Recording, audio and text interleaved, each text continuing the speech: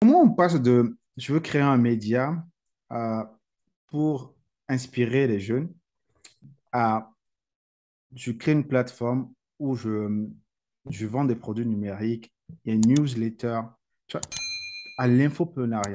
C'est quelque chose que moi je trouve hallucinant. Beaucoup de gens ne connaissent même pas ces choses. Avoir des pages de vente, des tunnels de vente assez bien précis. Parce que j'ai pris un contenu, par exemple, pour lancer ma chaîne, moi j'ai pris un contenu de Irao, qui est le contenu comment créer du contenu sur Instagram, créer du contenu sur YouTube. Il y a un produit digital sur Irao que j'ai littéralement acheté pour comprendre derrière comment ça se passe, comment est-ce que c'est structuré le produit. Et j'étais très satisfait du produit. J'étais très satisfait du produit. Je me suis dit, mais comment on passe de ça à l'autre monde? Parce que à la base, et c'est vrai qu'au début, tu disais ça, que en vrai, ton rêve, c'était pas d'entreprendre, tu voulais juste partager les histoires des gens, et l'entrepreneuriat est arrivé ensuite. Mais comment on passe de là de l'autre côté, quoi? Tu vois un peu ce que je veux dire? Oui, je vois ce que tu veux dire et déjà merci pour pour ton achat. Je suis très heureuse que tu aies trouvé satisfaction dans le produit. Alors, une chose qu'il faut savoir, c'est ça le processus. C'est ça le processus de rentabilisation. Parce qu'il y a plusieurs facteurs qui sont entrés en compte. Le premier facteur étant que j'ai lancé Irao avec ma bourse. Et mes bourses étudiantes, j'avais deux bourses à l'époque, une bourse de l'État et une bourse de la Fondation Vallée.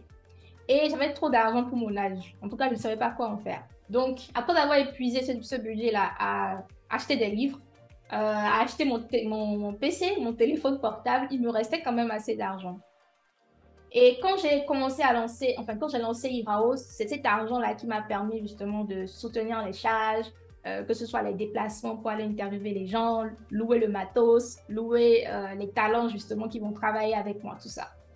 À un moment donné, l'argent est fini. Tu vois.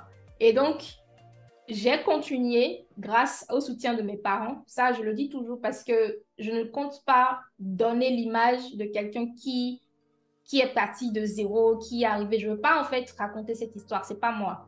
J'ai été privilégiée parce que j'avais une mère qui, même si elle ne comprenait pas ce que je faisais, était prête à m'envoyer du crédit pour que j'aille écrire mes trucs sur Internet.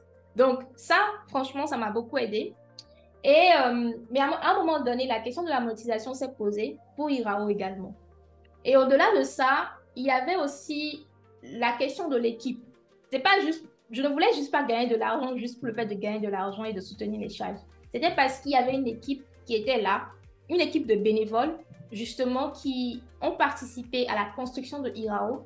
Et à un moment donné, je me rendais bien compte que ces personnes avaient vraiment envie de le faire et elles le faisaient déjà sans prendre un franc, mais que si je voulais continuer et continuer à avoir de l'impact sur les gens, il fallait justement de l'argent. Il nous faut de l'argent pour pouvoir inspirer les gens, qu'on le veuille ou pas. Il y avait des personnes qui ne pouvaient plus se passer de Irao. C'est-à-dire quand on ne publie pas un article, c'était ah mais Irao, qu'est-ce qui se passe? Pourquoi on n'a pas eu d'article? Mais en fait, sortir cet article coûte de l'argent. Bien sûr. Coûte de l'argent. Donc la question économique s'est posée d'une part. Et la seconde partie, c'est de savoir si tu veux te développer, qu'est-ce que tu fais? Et c'est ce que je dis à tous les talents, toutes les personnes qui ont envie de se lancer. Le processus, c'est apprendre justement les choses que tu ne connais pas pour transformer ta passion en un business prospère. Parce qu'il ne suffit pas de dire aux gens, je suis le meilleur, je suis talentueux, je suis ci, je suis ça. Il faut que tu puisses apprendre les différentes compétences nécessaires à la rentabilisation. Donc, il y a le marketing, il y a le fait de savoir communiquer sur ton talent, il y a le fait de savoir tout simplement t'organiser au quotidien, il y a le fait aussi de savoir parler aux gens. Bien Donc, sûr. parler aux gens de manière interpersonnelle. Donc, toutes ces compétences-là, j'ai été obligée de les développer. Et comme je te le disais au départ, pour moi, j'ai pas de fibre commerciale. Donc, Mm, j'ai été obligée d'apprendre ça. Et mm. c'est justement à travers ce processus d'apprentissage qu'on a pu structurer Irao, qu'on s'est rendu compte que voilà, il suffit pas d'avoir une plateforme, d'avoir des réseaux sociaux. Il faut également own, donc avoir la propriété sur des données, c'est-à-dire être plus près des gens, donc lancer Mm. une newsletter. Il faut également avoir des landing pages pour vendre. Si tu veux vendre, il faut que tu expliques aux gens ce que tu es en train de vendre, qu'est-ce qu'ils vont gagner. Ça, c'est une landing page. Il faudrait également structurer nos finances. Donc, structurer nos finances, ça signifie bien fixer le prix, savoir comment défendre ses prix, savoir comment gérer l'argent, investir dans les différentes parties de l'entreprise. Donc, tout ça, ça s'est imposé à moi à un moment donné. Et parce que je voulais justement faire grandir la plateforme et continuer à aider les gens, je n'avais pas le choix. Donc, j'ai dû m'y faire tout simplement. Ok, d'accord. Super. C'est très, très bien expliqué. Euh, Est-ce que tu peux nous expliquer aujourd'hui l'économie du numérique? Parce que je pense que c'est quelque chose qui est très étrange pour les Africains. Beaucoup de gens ne comprennent pas encore l'importance de se former pour monétiser son talent, par exemple, pour avancer. Beaucoup de gens n'ont pas encore compris ça. Qu'aujourd'hui, avec Internet, ce qui se passe, les métiers d'avant vont disparaître et il faut aller chercher d'autres choses. Et que, en fait, ces choses-là, peut-être eux, ils ont déjà ces choses-là, il faut juste se former pour pouvoir améliorer ces choses-là et le vendre au monde entier, en fait. Et qu'un Africain peut rester au fin fond du Bénin et vendre à je sais pas, un, un Cambodgien qui est à l'autre bout de la terre, tu vois. Donc, est-ce que tu peux nous expliquer un peu ça? Alors, il y a une pensée qui dit, il ne faut pas chercher à expliquer par la malveillance ce que l'ignorance peut expliquer. C'est un modèle mental qui te permet, quand tu es face à une situation comme ça, de te rendre compte que les gens ne savent juste pas. C'est aussi simple que ça. C'est-à-dire, personne dans ce monde à qui on dirait, ah, mais si tu fais ça, tu auras de l'argent. Personne ne refuserait cela. Mm. Le problème, c'est que nous avons énormément de gens qui ne sont pas exposés à la bonne information. Et c'était même cela qui nous a permis de grandir cette communauté de Irao, de toucher des millions de personnes. C'est parce que nous avons exposé les gens à quelque chose qu'ils ne savaient pas, à quelque chose auquel ils ne croyaient pas. Des gens ont pu voir des personnes partir de zéro, des gens dont les parents étaient pauvres, devenir l'un des meilleurs photographes du Bénin. Des gens ont pu voir des personnes qui avaient fait un métier complètement différent de ce qu'ils ont, de ce qu'ils ont étudié. Complètement. Ils ont fait faire 300, pardon, ils ont fait un, comment on dit ça déjà? Un virage de 360. Voilà, voilà, un virage à 360 degrés pour se lancer dans un domaine complètement différent et avoir de l'impact. Ils ont vu des gens qui ne savaient pas parler français faire partir des meilleurs réalisateurs d'Afrique. Et là, je te parle d'histoires que j'ai écrites, d'histoires qui sont disponibles sur Irao. Donc, déjà, nous n'avons pas beaucoup de personnes exposées à la bonne information et nous sommes malheureusement tous des êtres humains. Et donc, cela signifie que nous sommes des saint Thomas. On ne croit que ce que l'on voit. Bien sûr. Ensuite, il faut dire que ces exemples-là ont besoin d'être médiatisés. Et parce Mhm. qu'il faut la médiatisation, il faut aussi dans la médiatisation une interprétation correcte. C'est-à-dire qu'aujourd'hui, quand il y a une nouvelle technologie, dans d'autres parties du monde, les gens pensent de manière différente que nous. Je te donne un exemple. Aujourd'hui, on parle beaucoup d'intelligence artificielle. Dans d'autres parties du monde, c'est ah, mais en qui est-ce qu'on peut investir? Les jeunes sont en train de faire ça, il faut vraiment qu'on s'intéresse à ça. Peut-être que le prochain Facebook va sortir de là. Et il y Bien a sûr. tellement d'enthousiasme par rapport à ça qu'on se dit, OK, est-ce que les gens voient le côté négatif? Mais oui, dans ces régions-là, les gens voient les côtés négatifs. Il y a énormément de gens qui se disent, mais ça, c'est encore un scam et tout ça. Mais par contre, dans la médiatisation, on donne la voix aux deux. Chez nous, lorsqu'il y a une nouvelle technologie, la peur prend le dessus. La médiatisation prend le côté de la peur. Je me rappelle il y a encore quelques années, quand les gens parlaient des réseaux sociaux, c'était tout le temps en négatif. Ah, mais les enfants sont sur WhatsApp. Qu'est-ce qu'ils font sur WhatsApp? Ah, mais Facebook, Facebook tout le temps. Même la maman de Maureen Haïté lui disait, toi, tu passes tout ton temps sur Facebook. Aujourd'hui, elle a cette vie-là. Et voilà. Donc, il faut il faut voir en fait le contexte dans lequel nous sommes, ce contexte culturel qui fait que les gens n'arrivent pas à identifier aussi rapidement les opportunités que dans d'autres parties du monde. Et en termes d'infrastructure, nous avons encore beaucoup de chemin à faire. Bien sûr. Mais tout ça, c'est vraiment pour exposer le contexte. Je n'essaye pas de justifier ou d'expliquer le comportement des gens, mais j'essaie Mhm. juste de montrer le contexte pour qu'on ne se juge pas durement et qu'on se donne le temps de devenir meilleur. Mhm. Et ensuite, une chose que j'aimerais dire, c'est que c'est possible. C'est possible d'avoir un talent et de le monétiser. C'est possible de vivre de son talent. C'est possible de vivre de sa passion. C'est possible d'être dans un petit pays que personne ne connaît et de vendre au bout du monde. de gagner son argent en dollars et de vivre comme on le souhaite grâce à son talent. C'est possible et pour y arriver, il y a non seulement des compétences à acquérir, mais il y a aussi de la passion, de la détermination et de la patience. Je n'essaye pas de vendre une drogue aux gens, tu vois, je n'essaye pas de leur vendre un rêve en leur disant, écoute, quand tu te lances, tout est facile. Non, rien n'est facile dans ce monde, C'est clair. sauf le fait de dormir.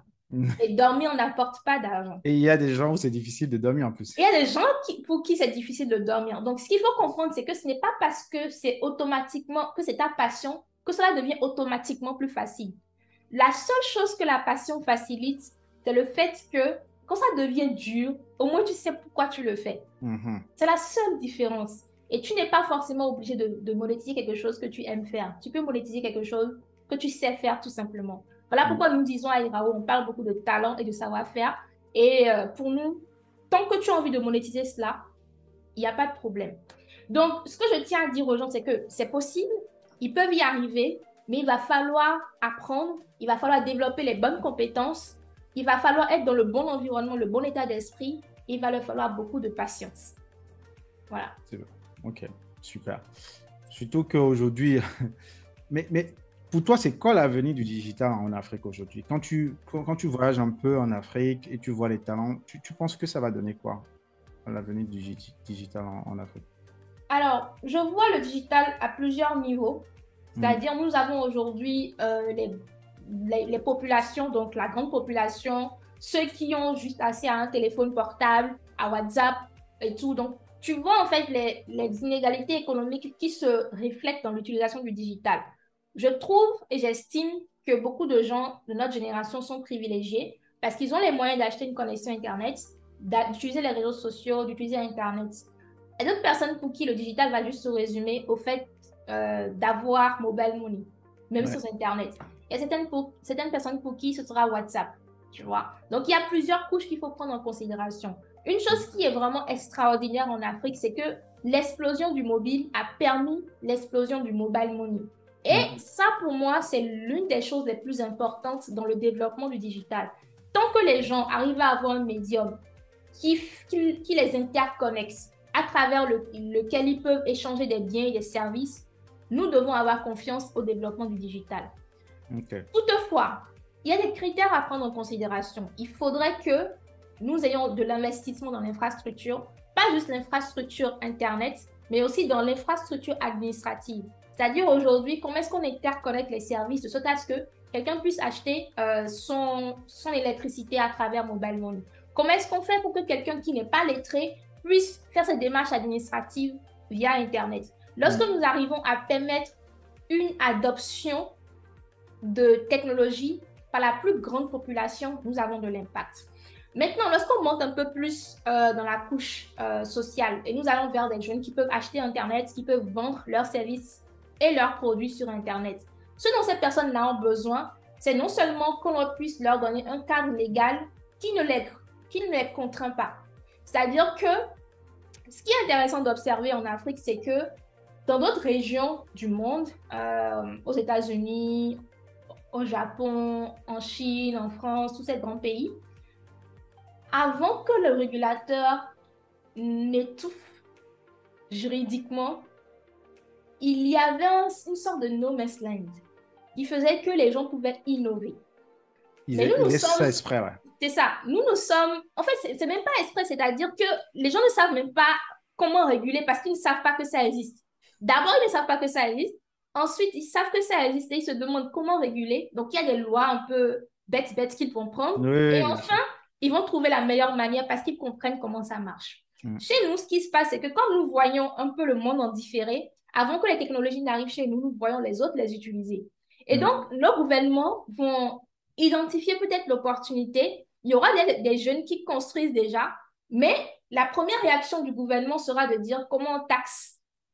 Donc, tout de suite, on va avoir des actions politiques qui auront plus tendance à étouffer les initiatives, étouffer les innovations, que Complètement d'encourager les d'accord là-dessus. innovations. Je pense que c'était hier ou aujourd'hui que le président nigérian a signé la Startup Law. Donc, c'est une loi qui permettra l'essor des startups, leur développement et tout ça.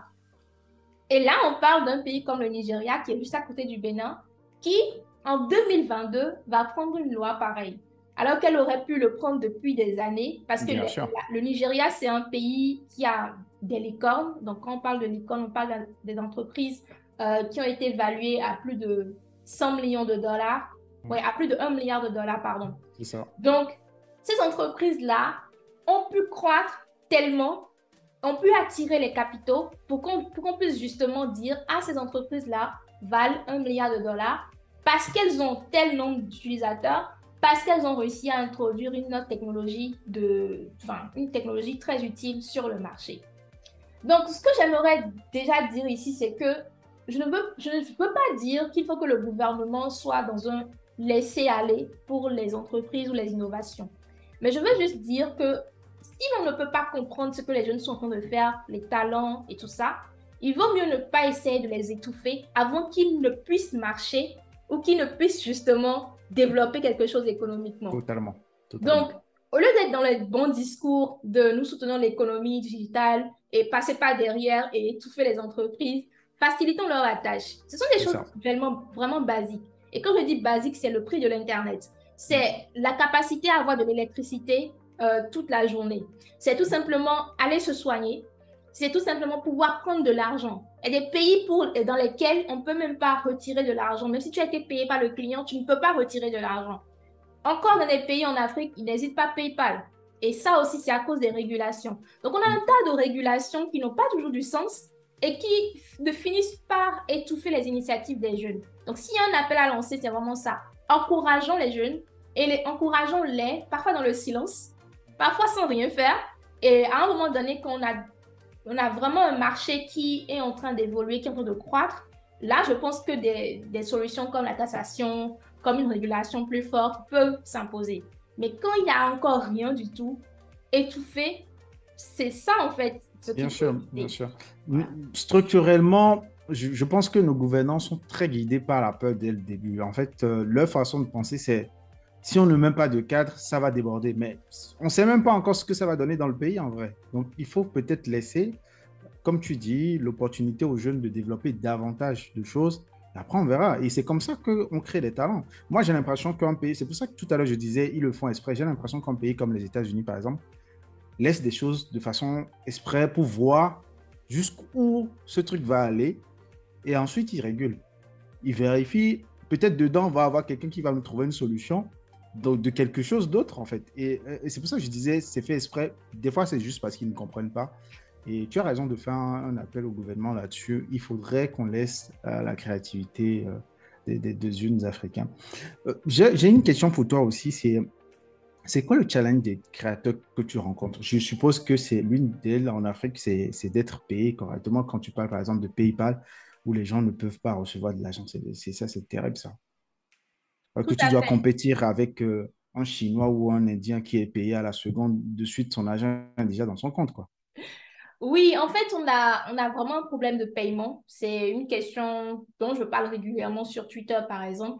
Ouais. Malheureusement, je dirais que beaucoup de personnes n'ont conscience de ce problème-là que lorsqu'ils essayent de résoudre un autre problème. Et ce problème, OK. d'abord, c'est la rentabilisation. Les gens ne savent pas gagner de l'argent. C'est aussi Mm. simple que ça. Ils ne savent juste pas gagner de l'argent. Parce que quand nous regardons dans notre société aujourd'hui, il y a plusieurs manières de gagner de l'argent. En fait, dans chaque chose de la vie, il y a plusieurs chemins. Malheureusement, il y a des chemins qui sont plus mis en valeur que d'autres. L'une des manières de rentabiliser son talent, l'une des manières les plus simples que tout le monde connaît, c'est de trouver un job. Tu apprends un truc, tu sais faire un truc, tu trouves une entreprise qui a besoin de toi, qui va t'engager. C'est aussi simple que ça. Mais ce n'est pas la seule manière. Il y a d'autres manières, justement, qui sont le commerce. Le commerce, c'est de vendre des produits de je dirais, de petite valeur et de ne gagner une petite marge sur ces produits-là. Donc, nous avons énormément de commerçants, énormément d'employés, mais nous avons très peu d'entrepreneurs. Et en fait, aujourd'hui, lorsque tu décides, par exemple, de monétiser ton talent, ta passion, tu dois devenir un entrepreneur. Et devenir un Totalement. entrepreneur, c'est tout simple. C'est de créer des expériences attractives autour du besoin que tu résous. Et donc, beaucoup de gens ne savent pas faire cela. Ils pensent qu'il suffit juste d'aller sur la place publique et de dire, je sais faire ça. Et c'est tout. En fait, il y a beaucoup de choses à apprendre de nos moments à Dantokba ou à Djamé. Mais il Bien y a sûr. aussi quelque chose que les gens doivent savoir, c'est qu'aujourd'hui, notre plus grande force est également notre plus grande faiblesse. Nous avons Internet qui nous permet justement d'avoir accès à des outils de monétisation, de rentabilisation, de communication, mais qui nous expose de facto à une concurrence très rude.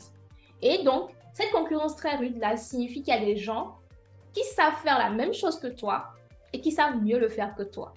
Donc, ton talent n'est plus l'élément de différenciation. L'élément de différenciation devient ta personne. Et c'est pour ça Ouais. qu'on parle de passion économie. Et la passion économie étant cette économie dans laquelle l'individu est au centre de la transaction. C'est-à-dire que l'élément différenciateur ne devient plus ton talent, mais devient la manière dont tu fais les choses et ce que tu apportes dans la manière dont tu fais les choses. Donc, les talents doivent non seulement apprendre à gagner de l'argent, mais ils doivent aussi apprendre à communiquer une valeur différenciante. Et ça, beaucoup de gens ne savent pas le faire. Je te prends un exemple de quelqu'un qui va dire, OK, moi j'aime faire des gâteaux, donc je vais faire des gâteaux et je vais mettre sur Instagram et je vais vendre. Et quand tu vas regarder la page, le gâteau ça n'a pas l'air joli, la photo est sombre, il a jeté la photo sur un post sans caption, il n'est pas constant, il ne sait pas comment créer un contenu attractif. Quand les clients viennent vers lui, il a un prix moins cher parce qu'il se dit, OK, si c'est moins cher, ils vont venir. Mais justement, ils ne viennent même pas. Ou bien s'ils viennent et ils sont nombreux, tu n'arrives pas à gérer, les gens ne sont pas contents. Donc, tu le vois également dans le comportement de nos menuisiers ou de nos couturières. Bien C'est-à-dire que sûr. les gens Les ne artisans. savent juste pas gérer des business. C'est vraiment le plus grand problème que nous avons au niveau des commerces, au niveau des sociétés, au niveau des personnes. C'est le même problème qui se retrouve partout. Tu confies ton habit de Noël ou bien de fin d'année à ta couturière. Si jamais tu l'as pour la fin d'année, vraiment chapeau. Tu fais partie des miraculés de cette terre. Parce que la couturière, elle va prendre tellement de commandes, elle ne saura pas gérer, qu'elle va confier le travail à des apprentis qui vont bâcler ça. Elle va avoir des problèmes de ce côté-là. Elle ne sait pas fixer ses prix, donc elle va vouloir tout le temps gagner à travers le volume, mais le volume est trop grand pour son travail. Elle ne sait pas investir dans son... Donc, tellement de problèmes structurels qui viennent du simple fait que les gens n'ont pas cette connaissance très simple de voici ce que tu dois faire pour pouvoir bien gérer ton business. C'est aussi simple que ça. Donc, c'est ça que nous essayons d'apprendre aux gens. Et nous essayons de l'apprendre en connectant la première proposition de valeur de Irao avec justement de l'éducation. Donc, cela signifie concrètement qu'on va aller collaborer avec ceux qui y sont arrivés, ceux qui ont une expertise reconnue dans le domaine, pour créer avec ces personnes-là des programmes éducatifs 100% pratiques par lesquels les gens peuvent apprendre justement comment atteindre un résultat similaire ou beaucoup plus.